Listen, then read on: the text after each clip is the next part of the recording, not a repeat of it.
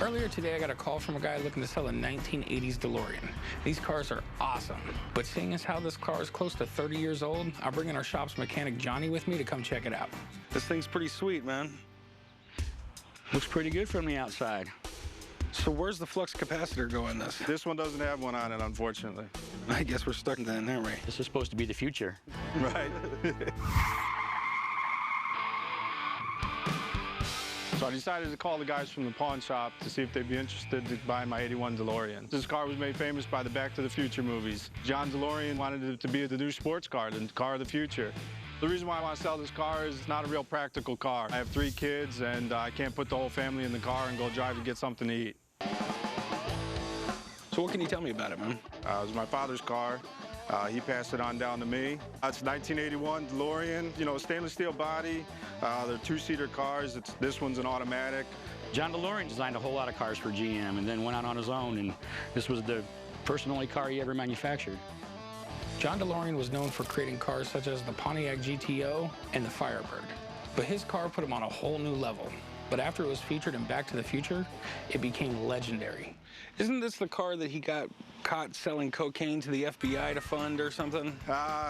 He got wrapped up in that stuff, and he was looking to get funding to help manufacture his cars. The cocaine market's not a real good place to start by funding your business. Would you mind if we open it up and take a better look at it? Not a problem. Let's go. All right. And I never get tired of seeing these doors open. Yeah. That is kind of neat, isn't it? It's very cool. I like it. Can we check out the engine real quick? Sure, no problem.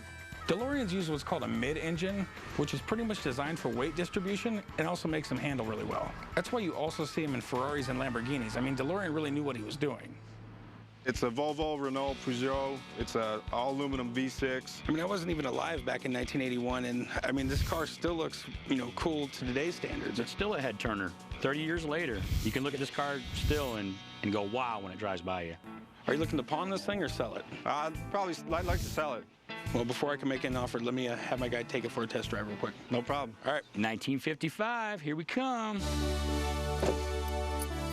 There you go. All right.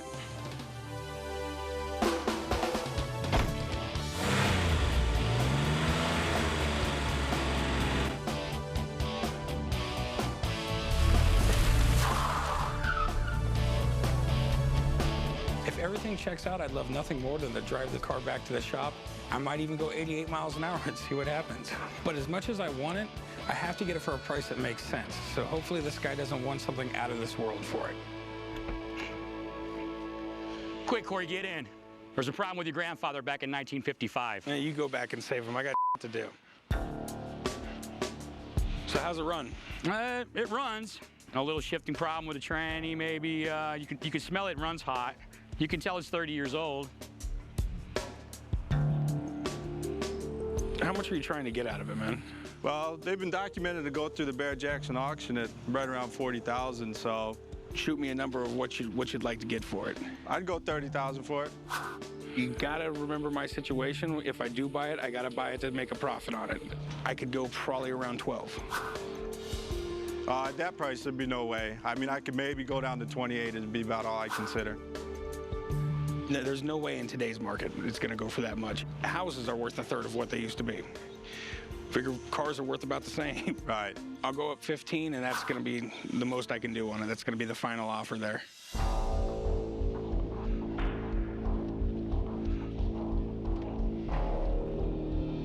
No, I'll probably stay stuck at the most. The lowest would probably be 28, and I'll probably keep it for that then.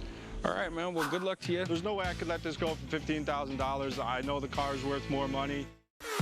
Mr. Brown and I got along famously. Why he tittled through a pass, I caught the ball myself. It's got a name engraved on it. How did you end up with this? Sounds so fun.